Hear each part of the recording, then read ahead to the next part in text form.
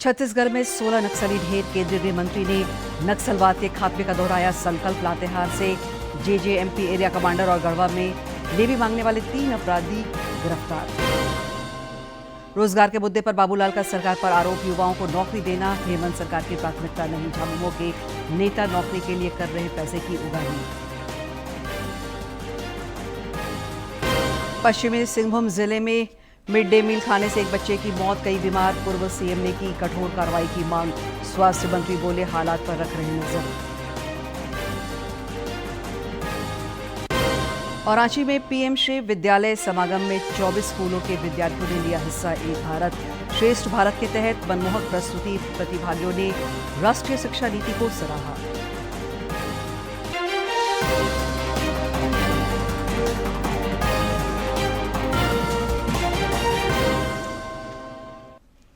नमस्कार, प्रादेशिक समाचार में आपका स्वागत है। मैं हूं दिव्या और अब समाचार विस्तार से। प्रधानमंत्री नरेंद्र मोदी कल महाराष्ट्र और छत्तीसगढ़ का दौरा करेंगे और कई सौगात देंगे। श्री मोदी सुबह लगभग 9 बजे महाराष्ट्र के नागपुर पहुंचेंगे। वे स्मृति मंदिर में दर्शन करेंगे और उसके बाद दीक्षा भूमि जाएंगे। प्रधानमंत्री नागपुर में माधव नेत्रालय प्रीमियर सेंटर की आधारशिला रखेंगे और जनसभा को भी संबोधित करेंगे।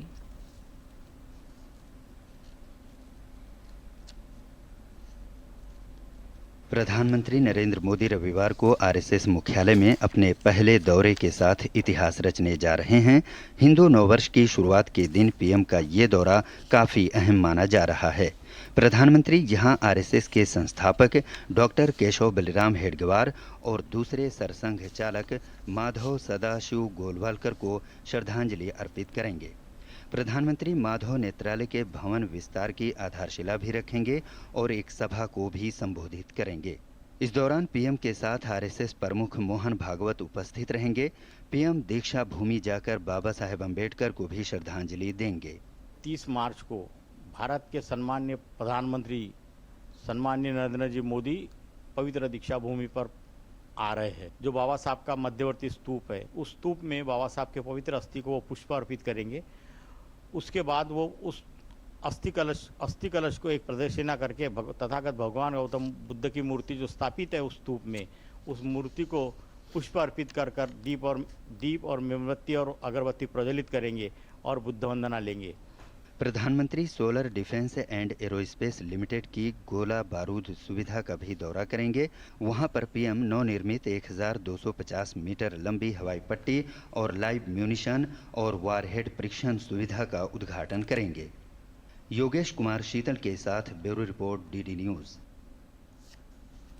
पड़ोसी राज्य छत्तीसगढ़ के सुकमा में आज सुरक्षा बलों के साथ मुठभेड़ में 16 नक्सली ढेर कर दिए गए। केंद्रीय गृह मंत्री अमित शाह ने बताया कि ऑपरेशन में भारी मात्रा में स्वचालित हथियारों का जखीरा भी बरामद किया गया है। उन्होंने कहा कि प्रधानमंत्री नरेंद्र मोदी के नेतृत्व में हम अगले वर्ष 31 मार्च तक नक्सलवाद को जड़ से खत्म करने के लिए संकल्पित है। केंद्रीय गृह मंत्री ने नक्सलियों से मुख्यधारा में शामिल होने की अपील करते हुए कहा कि हथियार और हिंसा से बदलाव नहीं आ सकता, बदलाव सिर्फ शांति और विकास से ही आएगा।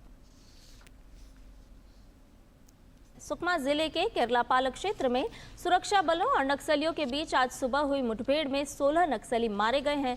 केरलापाल क्षेत्र में नक्सलियों की उपस्थिति की सूचना पर सुकमा डीआरजी और सीआरपीएफ की संयुक्त टीम नक्सल विरोधी सर्च अभियान के लिए रवाना हुए थे। सुरक्षा बलों और नक्सलियों के बीच रुक रुक कर मुठभेड़ अभी भी जारी है। मुठभेड़ स्थल और आसपास के क्षेत्रों की सुरक्षा बलों द्वारा सघन तलाशी अभियान भी किया जा रहा है।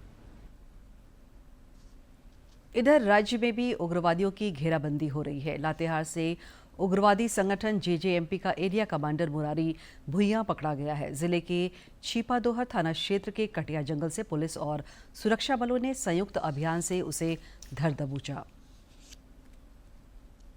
प्रेशर दिया तो कई लोग सरेंडर हुए हैं, कई मारे गए हैं और उसी की कड़ी में ये जो छोटू भुइया है वो पप्पू लोहरा के इशारे पे उगाही और इस तरह से जो गैर कानूनी नक्सल से संबंधित कार्रवाई कर रहा है। अपने चैनपुर के इलाके का अपना ये चीफ बोलता है कि मैं वहाँ का चीफ था। इस तरह से हमने इसको पकड़ा। और भी हम कोशिश कर रहे हैं कि जैसे हमारे माननीय गृहमंत्री साहब ने कहा है कि 2026 मार्च तक नक्सल से एकदम फ्री हो जाएगा हिंदुस्तान। गढ़वा में पुलिस ने टीएसपीसी उग्रवादी संगठन के नाम पर लेवी मांगने और एक क्रशर प्लांट के मजदूरों से लूट में शामिल 3 अपराधियों को रंका थाना क्षेत्र से गिरफ्तार किया है। एसपी दीपक कुमार पांडे ने बताया कि इन अपराधियों के पास से देशी कट्टा, टॉय गन, मोबाइल, मोटरसाइकिल और अन्य चीजें बरामद की गई है।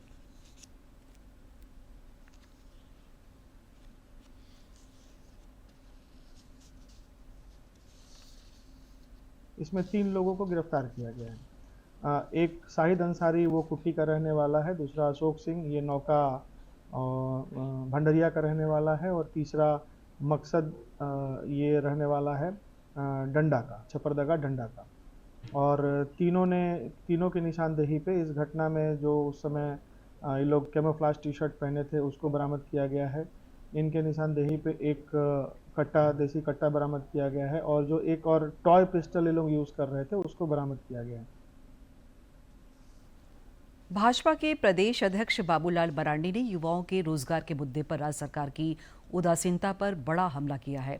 उन्होंने कहा है कि युवाओं को नौकरी देना हेमंत सरकार की प्राथमिकता में शामिल नहीं है। पिछले दरवाजे से एजेंसियों के जरिए बाहरी लोगों को नौकरी पर रखा जा रहा है। श्री मरांडी ने आरोप लगाया कि झामुमो के नेता आदिवासी युवाओं से अनुबंध के चतुर्थ वर्गीय नौकरी के लिए भी पैसे की उगाही कर रहे हैं। उन्होंने कहा कि इस सरकार का पूरा तंत्र ही युवाओं के शोषण में लगा हुआ है। भाजपा के प्रदेश अध्यक्ष ने कहा कि सरकार ने जेपीएससी अध्यक्ष की नियुक्ति कर दी है, लेकिन युवाओं की नियुक्ति की फाइल 10 टस से बस नहीं हुई है। राज्य सरकार विधि व्यवस्था के मामले पर भी भाजपा के निशाने पर है। जमशेदपुर पूर्वी की विधायक पूर्णिमा साहू ने आज वरीय पुलिस अधीक्षक किशोर कौशल से मुलाकात कर उन्हें ज्ञापन सौंपा। बाद में पत्रकारों से बातचीत में उन्होंने आरोप लगाया कि लौह नगरी में अपराधी बेलगाम हो गए हैं, जिसकी रोकथाम के लिए पुलिस महकमे को सक्रियता दिखाने की जरूरत है।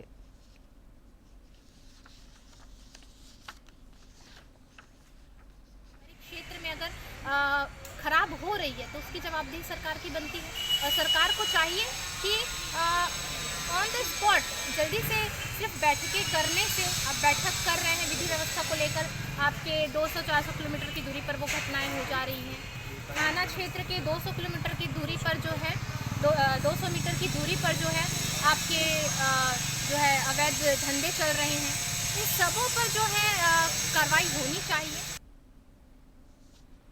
इधर पर्व त्योहारों को लेकर राज्य भर में चौकसी बढ़ा दी गई है। असामाजिक तत्वों पर पुलिस प्रशासन द्वारा पैनी नजर रखी जा रही है। रांची उपायुक्त मंजुनाथ भजंत्री ने सरहुल एवं रामनवमी पर्व पर शोभा यात्रा और जुलूस मार्गों में विद्युत व्यवस्था एवं अन्य प्रशासनिक तैयारी से संबंधित बैठक कर जरूरी निर्देश दिए ताकि श्रद्धालुओं को कोई असुविधा न हो। उन्होंने बताया कि मेडिकल टीम और एम्बुलेंस भी इस दौरान तैनात रहेंगी। सरहुल एवं रामनवमी पर्व के दौरान पूरी व्यवस्था की मॉनिटरिंग की जाएगी। पर्व त्योहारों के मद्देनजर रांची पुलिस लाइन में मॉक ड्रिल का आयोजन हुआ। इस दौरान पुलिस जवानों ने अपनी तैयारियों का विभिन्न तरीकों से आकलन किया ताकि आपातकालीन स्थितियों में क्विक रिस्पांस किया जा सके। मौके पर रांची के सिटी एसपी राजकुमार मेहता ने कहा कि ईद, रामनवमी और सरहुल पर्व को बेहतर तरीके से संपन्न कराने के लिए रांची पुलिस कृत संकल्पित है। तीनों ही महत्वपूर्ण त्यौहार हैं और आज का मॉक ड्रिल जो है वो अपराधी या सामाजिक तत्व या जो पर्व में विघ्न डालने वाले हैं उनके लिए ये एक संदेश है कि हम अपनी तैयारी पुरजोर कर रहे हैं और यदि आप किसी भी तरह का इस तीनों पर्व में किसी तरह की कोई गड़बड़ी करेंगे तो आपके विरुद्ध में पुलिस जो है सख्त कार्रवाई करेंगे। राज्य में पर्व त्योहारों को लेकर शांति समिति की बैठकों का सिलसिला जारी है। लोहरदगा में उपायुक्त डॉक्टर बागमारे प्रसाद कृष्ण की अध्यक्षता में जिला शांति समिति की बैठक में सौहार्दपूर्ण वातावरण में पर्व त्योहारों को मनाने का निर्णय लिया गया। उपायुक्त ने रामनवमी की शोभा यात्रा के दौरान वॉलंटियर्स की तैनाती का भी निर्देश दिया। बैठक में मौजूद पुलिस अधीक्षक हारिश बिन जमा ने कहा कि जो अखाड़े शोभा यात्रा में डीजे का इस्तेमाल नहीं करेंगे उन्हें जिला प्रशासन द्वारा सम्मानित किया जाएगा। राष्ट्रपति द्रौपदी मुर्मू ने आज नई दिल्ली में पर्यावरण पर आयोजित राष्ट्रीय सम्मेलन के उद्घाटन सत्र को संबोधित किया। इस दौरान उन्होंने कहा कि हम सबको वर्ष 2047 तक भारत को एक ऐसा विकसित राष्ट्र बनाना है जहां की हवा, पानी, हरियाली और खुशहाली पूरे विश्व समुदाय को आकर्षित करे। राष्ट्रपति ने जोर देकर कहा कि आने वाली पीढ़ियों को स्वच्छ विरासत सौंपना हमारा नैतिक दायित्व है। हमें पर्यावरण के प्रति सचेत, संवेदनशील जीवन शैली अपनानी होगी ताकि पर्यावरण का संरक्षण तो होएगा ही, इसके अलावा उसका संवर्धन भी हो तथा पर्यावरण और अधिक जीवंत बन सके। स्वच्छ पर्यावरण की विरासत और आधुनिक विकास का समन्वय करना एक अवसर भी है और हम लोगों के सामने चुनौती भी है। स्वच्छ पर्यावरण हमारा दैनिक जीवन और स्वास्थ्य के लिए कितना जरूरी है ये हम सब जानते हैं। धूल और धुएं होने वाले वायु प्रदूषण का फेफड़ों पर बुरा असर पड़ता है। अनेक अध्ययन ये बताते हैं कि वायु प्रदूषण से लाइफ एक्सपेक्टेंसी पर विपरीत प्रभाव पड़ता है। पर्यावरण की स्वच्छता के लिए हर संभव प्रयास करके ही हम सब स्वस्थ और समृद्ध भारत का निर्माण कर सकते हैं। बोकारो में अवैध खनन से पर्यावरण को होने वाली क्षति के लिए मद्देनजर प्रशासन ने बड़ी कार्रवाई करते हुए गोमिया के बगरिया गांव में अवैध रेड होल खदानों को ध्वस्त करने का बड़ा अभियान चलाया। अभियान के तहत पहले चरण में ड्रिलिंग मशीन की मदद से 160 होल तैयार किए गए, जिसके बाद कंट्रोल ब्लास्टिंग तकनीक का उपयोग कर इन अवैध खदानों को पूरी तरह ध्वस्त कर दिया गया। अभियान के दौरान प्रशासन ने अवैध खनन करने वालों को चेतावनी देते हुए कहा कि यह कार्रवाई आगे भी जारी रहेगी। हैं जिनको 400 से ज़्यादा ड्रिल होल में बारूद भरकर ध्वस्त किया जाएगा। इससे होगा ये कि जो पर्यावरण की यहाँ की हानि थी, राजस्व की जो क्षति थी, वो भी बच जाएगी और इन मुहानों के अंदर छोटे छोटे होल्स के अंदर जो लोग घुसकर जो मजदूर काम करते हैं उनकी जान जाने का भी डर होता है, वो इससे नहीं रहेगा। पश्चिमी सिंहभूम जिले के जगन्नाथपुर स्थित नया गांव उड़िया में मिड डे मील खाने से एक बच्चे की मौत हो गई। वहीं कई बच्चों का इलाज चल रहा है जिनके स्वास्थ्य में सुधार हो रहा है। इस घटना के बाद तंत्र पर सवाल उठाए जा रहे हैं। पश्चिमी सिंहभूम जिले के जगन्नाथपुर स्थित नया गांव उड़िया स्कूल में मिड डे मील खाने से 20 बच्चे बीमार हो गए। वहीं कल शाम एक बच्चे की मौत हो गई है। अस्पताल में इलाजरत बच्चों के परिजनों ने बताया कि मिड डे मील खाने के बाद बच्चों की तबीयत बिगड़ गई थी। फिलहाल उनकी सेहत में सुधार हो रहा है। गाँ स्कूल पढ़ के जाइथिने भात खाई करी आसी करी रात 12 बजे झाड़ा बांती एमती असुविधा हो गला। जगन्नाथपुर नहीं थुनु, जगन्नाथपुर चाई बसा भर्ती कलु ना छुआ मैंने समस्ते ठीक अच्छा नुआमुंडी जाऊ जगन्नाथपुर करी 10 जन कि 20 जन का तो भर्ती चल। इधर स्वास्थ्य विभाग की ओर से भेजी गई 3 टीमें क्षेत्र में बच्चों के स्वास्थ्य की जांच और निगरानी कर रही है। Civil surgeon doctor Sushant Kumar Manjhi ने बताया कि खाद्य निरीक्षक मामले की जांच कर रहे हैं। रिपोर्ट आने के बाद ही स्पष्ट हो पाएगा कि किस वजह से बच्चे बीमार हुए। टाटा मेन हॉस्पिटल का एम्बुलेंस से ही टाटा हॉस्पिटल को भेजा गया, इलाजरत है। और हमें जहाँ रिपोर्ट है कि वो लोग अभी स्वस्थ हैं, स्टेबल हैं, अभी वो लोग में कोई दिक्कत नहीं। चार बच्चे का इलाज जगन्नाथपुर में हो रहा है, वो लोग भी स्वस्थ हैं, कोई दिक्कत उसको नहीं है। एक बच्चा यहाँ रेफर हुआ था, पेडिट्रिशियन है, उनके अंडर में ट्रीटमेंट चल रहा है और वो भी ठीक है। अच्छा, अभी जांच का विषय है, ये तो अभी तुरंत बताना मुश्किल है। हाँ, वो फूड इंस्पेक्टर गए हैं तो वो रिपोर्ट आने के बाद ही बता पाएंगे कि भाई इसमें क्या समस्या बनी थी। इस मामले को लेकर जिला परिषद अध्यक्ष लक्ष्मी सुरीन ने कहा कि यह लापरवाही का मामला है, जिसकी निष्पक्ष जांच कर दोषियों के खिलाफ कार्रवाई होनी चाहिए। मिड डे मील को भोजन को जो है तैयार करने में जो भी उसमें संयोजिका रहे हैं उसमें जांच करने के विषय है और क्यों और कैसे, या तो फिर राशन का राख रखाव सही से नहीं हुआ, या मिड डे मील तैयार करने का बाद उसमें सही तरीक़ा से सुरक्षित ढंग से नहीं रखा गया, जिसके कारण बच्चों को ये फूड पॉइजनिंग का शिकार होना पड़ा। उसमें एक बच्चे को मृत्यु होने का भी खबर आई है। जो भी दोषी हैं उस पर जो है कड़ी से कड़ी कार्रवाई होना चाहिए। मामले को लेकर राज्य के स्वास्थ्य मंत्री डॉक्टर इरफान अंसारी ने सोशल मीडिया पोस्ट में कहा कि समुचित इलाज की व्यवस्था सुनिश्चित की जा रही है। वहीं पूर्व मुख्यमंत्री चंपाई सोरेन ने घटना पर दुख जताते हुए बीमार बच्चों के शीघ्र स्वास्थ्य लाभ की कामना की और सरकार को सभी मोर्चों पर फेल बताते हुए जिम्मेदार लोगों पर कठोर कानूनी कार्रवाई की मांग की। डीडी न्यूज के लिए चाईबासा से दिलीप बैनर्जी की रिपोर्ट।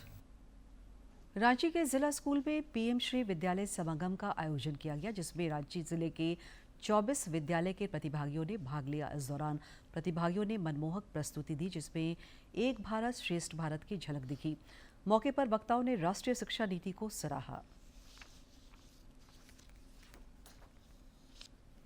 झारखंड शिक्षा परियोजना की ओर से रांची के जिला स्कूल मुख्यमंत्री उत्कृष्ट विद्यालय के परिसर में पीएम श्री विद्यालय समागम का आयोजन किया गया, जिसमें प्रतिभागियों ने विभिन्न सांस्कृतिक कार्यक्रमों की मनमोहक प्रस्तुतियां दी और मॉडल प्रदर्शित कर नवाचारों से अवगत कराया। हम लोग के स्वर और व्यंजन बनाए हैं। यह है स्वर वन और यह है व्यंजन। ये स्वर वन की मात्राएं ये हम लोग इसी तरह लगाए हैं ताकि बच्चे ढूंढ ढूंढ के पढ़े। और हम लोग प्रोजेक्ट लाए हैं स्वच्छता, हम हमारे आसपास पदार्थ स्वस्थ हैं उसके बारे में लाए हैं, प्रोजेक्ट लाए हैं। समागम के दौरान आयोजित मॉडल प्रदर्शनी के विजयी प्रतिभागियों को पुरस्कृत किया गया। अध्यापकों ने बताया कि नई शिक्षा नीति के तहत बच्चों को खेल खेल में शिक्षा दी जाती है, जिससे बच्चों पर पढ़ाई का बोझ नहीं बढ़ता और उनका सर्वांगीण विकास होता है। न्यूमेरेसी एंड लिटरेसी 3 क्लास तक के बच्चों को पढ़ने का ज्ञान और अंकों का ज्ञान, जोड़ घटाव गुणा भाग, जो बेसिक चीज है ये जानकारी हो जाना चाहिए। अलग अलग चीज़ों को बच्चों को सिखाने के लिए अलग अलग टीएलएम का निर्माण किया है, जिसमें बच्चे आसानी से बहुत सारी चीज़ों को देखकर, ऑब्जर्व करके नए तरीके से, नए तकनीक से सीख सके। मुख्य अतिथि के रूप में शामिल जिला शिक्षा पदाधिकारी विनय कुमार ने कहा कि भारत सरकार के निर्देश पर पीएम श्री विद्यालय समागम, भाषा उत्सव और एक भारत श्रेष्ठ भारत की थीम पर विभिन्न कार्यक्रमों का आयोजन किया जा रहा है। मेला और प्रदर्शनी का आयोजन रुचिकर होता है, जिससे बच्चे अधिक सीख पाते हैं। और हम लोग का संवैधानिक अधिकार है कि हम लोग अपना भाषा संस्कृति को संजोएं। और झारखंड में अगर आते हैं तो बहुत सारे ट्राइबल एंड रीजनल लैंग्वेजेज हैं, तो बच्चों के बीच उस भाषा का जो पकड़ है ना, उसको मजबूत बनाना। भारत सरकार शिक्षा व्यवस्था को सुदृढ़ बनाने के लिए नित नए प्रयास कर रही है, ताकि विद्यार्थी किताबी ज्ञान के साथ साथ व्यवहारिक ज्ञान भी अर्जित कर सके। साथ ही देश की समृद्धशाली सांस्कृतिक विरासतों से भी रूबरू हो, ताकि उनका चारित्रिक विकास हो सके। डी न्यूज के लिए रांची से सरिता की रिपोर्ट। इधर सिमडेगा के नगर भवन में झारखंड शिक्षा परियोजना की ओर से आयोजित लैंग्वेज फेस्टिवल सम्मेलन में विभिन्न पीएम श्री विद्यालयों के प्रतिभागियों ने भाग लिया। प्रतिभागियों ने आकर्षण गीत, नृत्य और मार्शल आर्ट की प्रस्तुति दी। इस दौरान बेहतर प्रदर्शन करने वाले प्रतिभागियों को पुरस्कृत किया गया।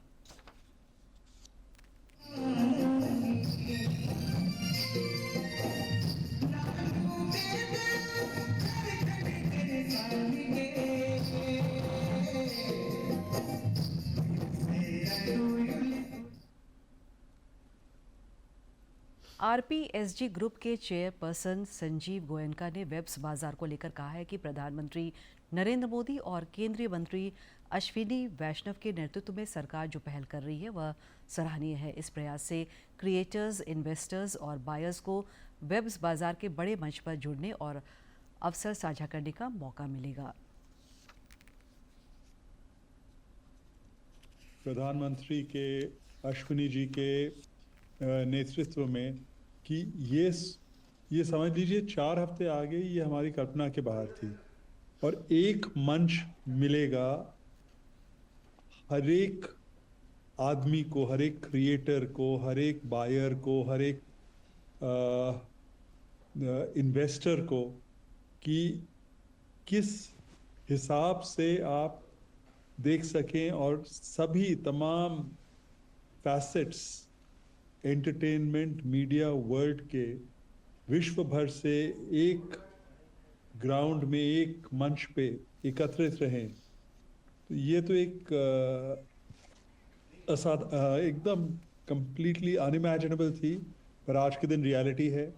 तो बहुत बहुत मुबारक सरकार को इसके लिए। प्रधानमंत्री नरेंद्र मोदी कल सवेरे 11 बजे मन की बात कार्यक्रम में देश विदेश के लोगों के साथ अपने विचार साझा करेंगे। मन की बात कार्यक्रम की यह 120वीं कड़ी होगी। आकाशवाणी और दूरदर्शन के सभी नेटवर्क पर मन की बात कार्यक्रम का प्रसारण होगा। बात है जन जन की, संघर्षों के कुछ किस्से, कहानी कुछ सफलताओं की, अनकही विरासत की, उम्मीदें नए भारत की। महीने के आखिरी रविवार का रहता है इंतजार तक। ब्रह्मपुत्र के घाट से हिमालय के विस्तार तक होती है मन की बात प्रधानमंत्री के साथ। तो सुनिए इस महीने 30 मार्च सुबह 11 बजे मन की बात आकाशवाणी और दूरदर्शन के सभी चैनलों पर। आप भी माननीय प्रधानमंत्री के मन की बात का हिस्सा बन सकते हैं। इसके लिए आप अपने सुझाव post box number 111 Akashvani Delhi पर भेज सकते हैं या फिर नमो ऐप या माई गॉव के ओपन फोरम में पोस्ट कर सकते हैं। तो याद रखें, रविवार 30 मार्च सुबह 11 बजे मन की बात। पवित्र रमजान महीने के अब 1-2 दिन शेष हैं। कल ईद का चांद नजर आ सकता है। रुअते हिलाल कमेटी ने लोगों से कल चांद देखने की अपील की है। इधर ईद बाजार की रौनक आजकल देखते ही बन रही है और लोग जमकर खरीदारी कर रहे हैं। ईद में मीठी सेवइयां का खास महत्व है। देखते हैं यह खास रिपोर्ट।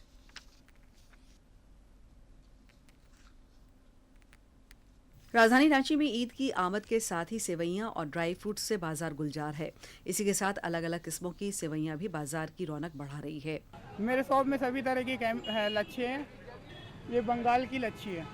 अल्हम्दुलिल्लाह बहुत अच्छा है। बहुत सारा लच्छा अल्हम्दुलिल्लाह बढ़िया सेल हो रहा है और हर साल से अच्छा सेल हो रहा है। सेवई और ईद स्पेशल फूड प्रोडक्ट्स हर साल की तरह बाजार में सबसे अधिक बिक रहे हैं। किमामी सेवई के लिए सबसे पहली पसंद बनारसी सेवई बन चुकी है। विक्रेता बताते हैं कि ईद खुशियों का त्योहार है, इसलिए लोग जमकर खरीदारी कर रहे हैं। ये सेवई का मसाला है जो आदमी सेवई के ऊपर में डाल के खाता है, ठीक है।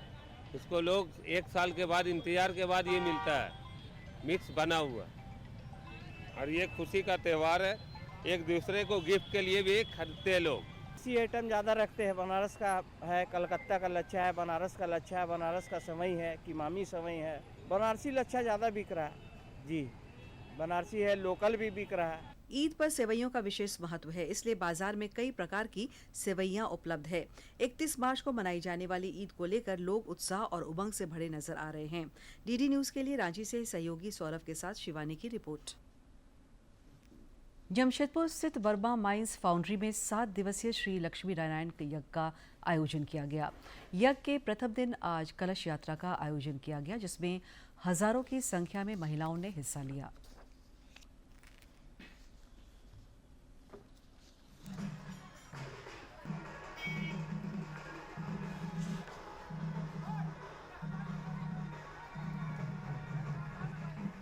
यह कलश यात्रा इस्लाम बस्ती से शुरू हुई थी। आज सोनारी दो मुहानी तक गई थी। फिर वहाँ संकल्प पूजन जजमानों द्वारा करवाया गया। उसके बाद सारे कलश यात्रियों ने वहाँ का जल भरा और जल भर करके पूरी श्रद्धा के साथ और हाथी घोड़े और बाजे के साथ वो लोग पूरे शिष्टाचार में रहते हुए फिर से इस्लाम बस्ती जल पहुँचे। यहाँ दिया सेवा सदन से पद यात्रा चालू हुई और उस पद यात्रा में शोभा को बढ़ाते हुए सारी महिलाओं ने और यहाँ पर शोभा को बढ़ाया और स्थल में पहुँच करके कलश का स्थापना किया। और अब कुछ खबर राज्य के विभिन्न जिलों से फटाफट अंदाज में।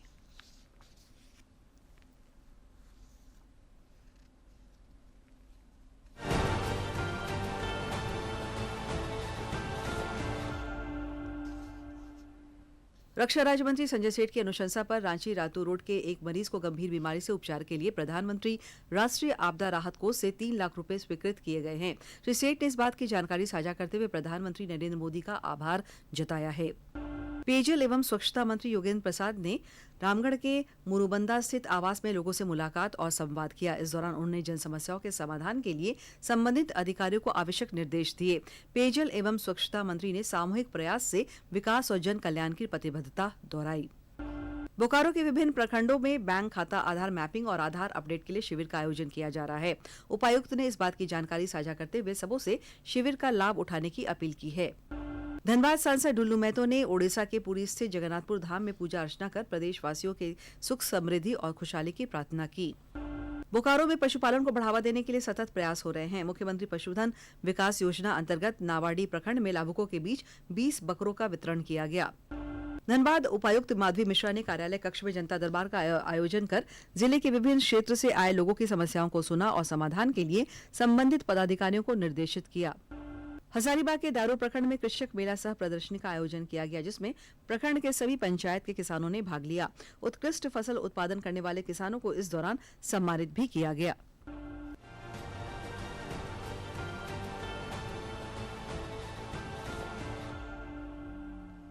राज्य में मौसम फिलहाल शुष्क बना हुआ है। जमशेदपुर, चाईबासा और डाल्टनगंज में अधिकतम तापमान 40 डिग्री सेल्सियस को पार कर गया है।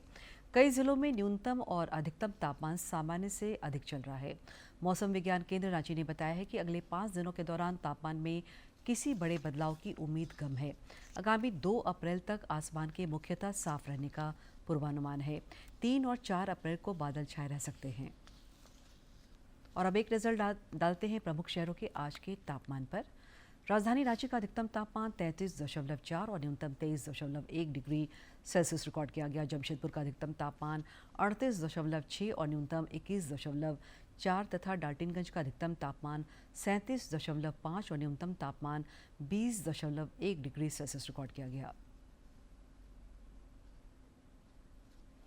अंत में मुख्य समाचार एक बार फिर।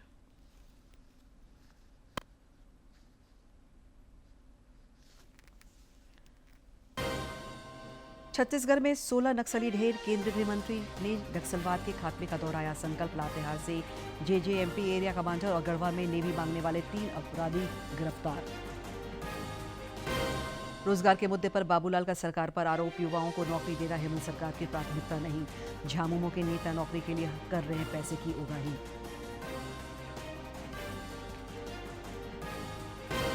पश्चिमी सिंहभूम जिले में मिड डे मील खाने से एक बच्चे की मौत, कई बीमार। पूर्व सीएम ने की कठोर कार्रवाई की मांग। स्वास्थ्य मंत्री बोले हालात पर रख रहे हैं नजर। और रांची में पीएम श्री विद्यालय समागम में 24 स्कूलों के विद्यार्थियों ने लिया हिस्सा। एक भारत श्रेष्ठ भारत के तहत मनमोहक प्रस्तुति। प्रतिभागियों ने राष्ट्रीय शिक्षा नीति को सराहा।